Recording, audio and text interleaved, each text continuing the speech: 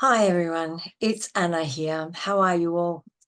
It's our last week and our final Zoom session together.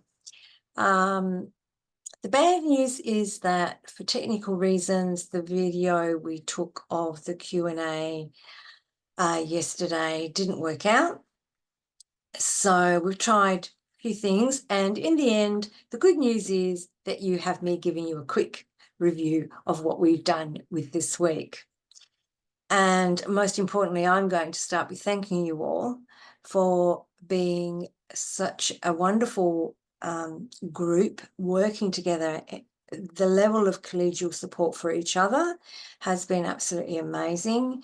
Your posts have been of an exceptional standard. Most of them. And, you know, I also understand there are times when you just want to pop something in because you need to get on with other things, and that's fair enough too. But overall, I have thoroughly enjoyed this group. Our Q&A sessions over the last 5 weeks have been absolutely wonderful. This week we did have Natasha Kitano come in, talk to us about mentoring, or at least a mentoring program, the M4RD program, which is specifically for researchers, development, people who are actually working within the research field, and to identify a mentor or be a mentor for someone who's in that role. I've joined the program myself. Now, just if you are interested in the program, you will see that I have included in the little note that is coming with this video, Tasha's email address and a link page on LinkedIn that you can go and have a quick look at. It's an international program, which I didn't realize, and it's quite exciting, really. And I would say it is just as exciting because I have a lot of mentors at QUT, and I have mentored and coached a lot of probably a lot of the coaching and mentoring I did back in the early 2000s, etc., in organizations. And I used to really enjoy that work.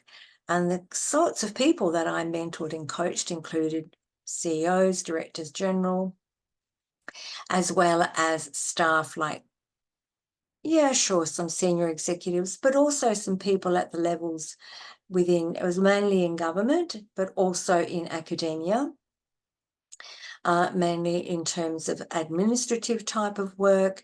And I guess the mentoring came in more when people had their own personal things come up about how to improve this or improve that, and what external factors might be impacting on what they were doing. Coaching was very different. It was the organisation who wanted to organise coaching for their staff and specifically focus on outcomes and outputs of the organisation. Now, you will have all read and the notes that have been provided for you in the week 5 on differentiating coaching and mentoring, and the fact that mentoring has become far more popular than coaching now. Now, I also have to admit that a lot of the material around coaching has probably also come from the United States or that part of the Americas. And I think that we in Australia have taken a turn more for mentoring, specifically, not just here in Australia, but across the globe, like the UK, like say Europe, on mentoring, particularly within the academic field. And it's a little bit, I guess, for me, what I think historically, one of the reasons why mentoring has become so popular, it's a little bit like the the traineeship kind of thing, where someone would come in and they would be supervised and looked after by someone within the organisation who would support and grow them. I suppose really like your supervisors, they're guiding you. Yes, they are the experts in their own field, but you are the expert of your thesis. But you need and you want that support to be able to produce a body of literature or work that is going to take you that step further within your career. The other thing, I suppose, that really I hope you did enjoy, and I'm guessing that you did, were some of the TED Talks and some of the videos that were provided in the program for you to view and, I guess, gain someone else's understanding and understand the level and depth of knowledge that they've had to grow in order to be able to present what they have in terms of understanding mentoring and mentorship, and the differences between mentor and mentee, and what the roles and responsibilities are. We do have, and I think you all know, and you would have been sent this information at some point of your candidatures, information about the mentor program that we run for researchers, so early career researchers. So when you start any kind of postgraduate work, you would have been sent that information. I warmly encourage you to join that program. And I don't think it really matters how much experience you've had in academia before or not. I find that sometimes, and I know I'm finding this with my own research at the moment, sometimes I'm so close to this research that I really appreciate, and I want someone who kind of can stand back a little bit and give me some feedback. In fact, I've had a colleague of mine who has recently, in fact, you would have, some of you would have met her at one of our Q&As, Paige Maguire. I see her as a unofficial mentor, and she knows it. And I was struggling a bit with my thesis statement, and I thought, yeah, it looks good to me, but there's something not right. So I sent it to her, and she gave me some feedback, and voila, it feels like it's flowing now, but I have a long way to go. Okay, so that's that aspect of it. The polls. Now, I haven't talked a lot about the polls, but we do them I have a look at them every week to get a gauge of what people are understanding, maybe what they're thinking. And it was interesting.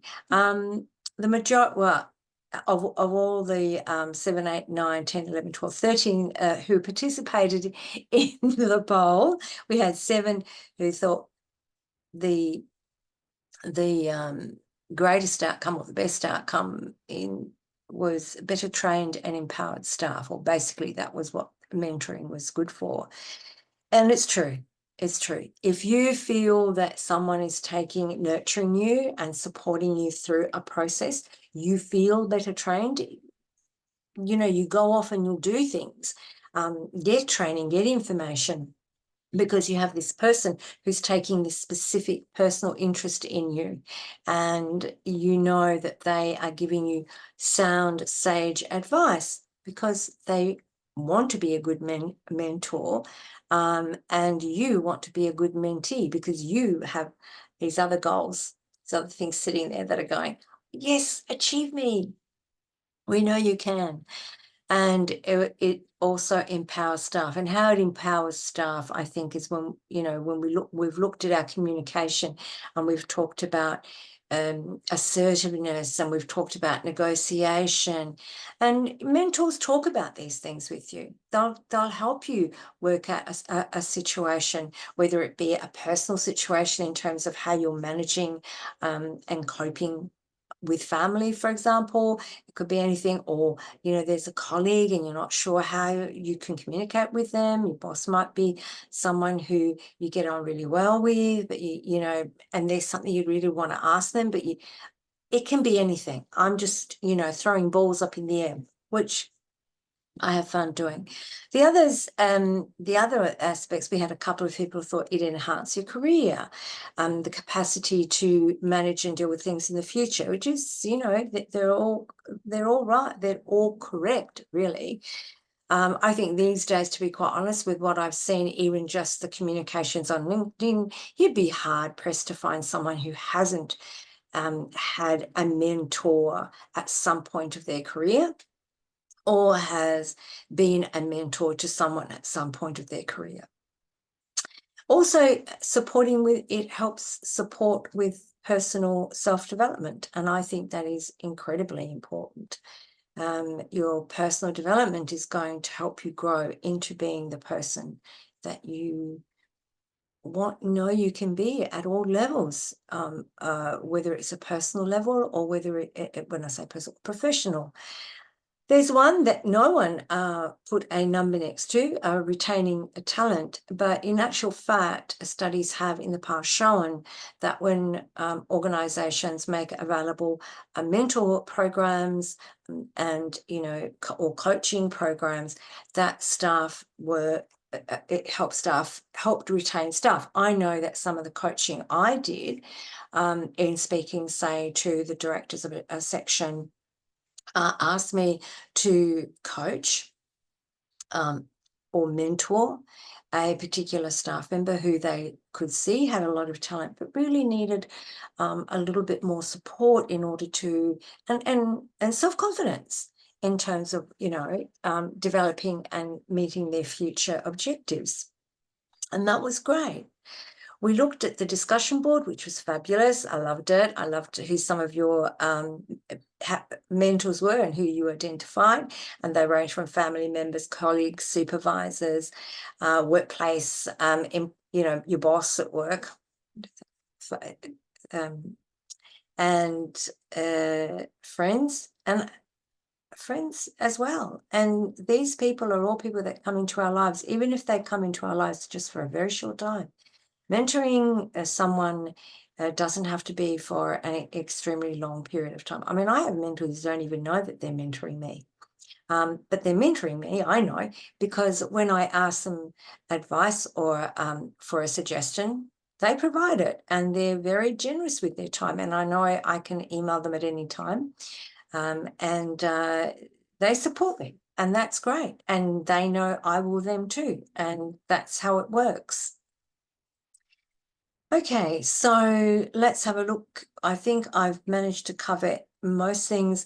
We also looked at mentor arrangements and, of course, the gender cultural factors. And one area that I think I probably need to include more and across the leadership program is some of the disabilities. And I think that it's not just the physical disabilities I think about, it's also the mental health issues that we all at some time have had a bit of depression or something, a little bit of PTSD. When I say a little, I'm I'm kind of playing it down because I don't want to get heavy, but you know, and these things are now considered normal, which is great, because in our days, I mean, you all know how old I am, but in our days it was like, oh my God, if you said you had depression, basically you weren't worthy to be, you know, learning or teaching or anything or working.